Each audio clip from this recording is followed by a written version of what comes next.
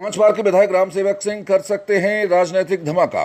पूर्व विधायक की सेहत चुस्त दुरुस्त, चेहरे पर चमक और बढ़ गई है चुस्ती फुर्ती। लंबे सन्नाटे के बाद उनके घर अब फिर समर्थकों की आवाजाही बढ़ने लगी है। दो प्रमुख पार्टियों में से किसी एक से टिकट मिला तो लड़ेंगे चुनाव। राम सेवक राजनीति पर बनाए हुए हैं पैनी नजर।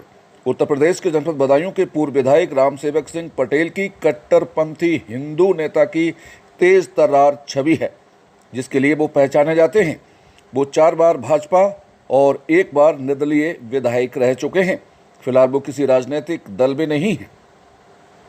आइए राजनीतिक वनवास के दौरान उनकी दिनचर्या के बारे में आपको बताते हैं। वो प्रतिदिन सुबह करीब 5 बजे उठ जाते हैं, 1 घंटे योगा और कुछ व्यायाम करते हैं। इसके बाद अपने खेतों पर चले जाते हैं। वापस घर लौटने पर कुछ देर आराम करते हैं। उसके बाद घर आए समर्थकों से बातचीत करते दोपहर हो जाती है। वो लंच करके कुछ देर आराम करते हैं, फिर शाम को 5 बजे बैठ जाते हैं और समर्थकों का आना जाना शुरू हो जाता है। उनकी यही रोज की दिनचर्या है।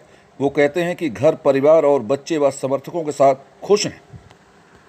दिन पता ही नहीं चलता कब बीत जाता है। वो आज भी अपने समर्थकों को खास ख्याल रखते हैं, उनके सुख दुख में साथ खड़े रहते हैं। इसी वजह से जिले में राजनीतिक हालात कैसे भी हों, उनके समर्थक उन्हीं के साथ मजबूती के साथ खड़े हुए नजर आते हैं। राम सेवक सिंह जिले से लेकर प्रदेश और केंद्र तक की राजनीति पर पैनी नजर बनाए हुए हैं। बदायूं में भाजपा, सपा, बसपा की पल पल की जानकारी रहती है। उनकी खासतौर से भाजपा और सपा की राजनीतिक गतिविधियों पर पैनी नजर होना बताया जाता है। वो फिलहाल राजनीतिक स्तर पर कुछ बोलने को तैयार नहीं है, इससे वो साफ बच रहे हैं। उनकी ये खामोशी वर्ष 2022 के विधानसभा चुनाव से पहले बदायूं में कोई बड़ा राजनीतिक धमाका करने का संकेत माना जा सकता है। 2022 में चुनाव लड़ने से इनकार भी नहीं करते हैं। मजाकिया लहजे में कहते हैं कि 2022 के विधानसभा चुनाव के लिए वो सेहत और अन्य तरह से भी पूरी तरह फिट हैं।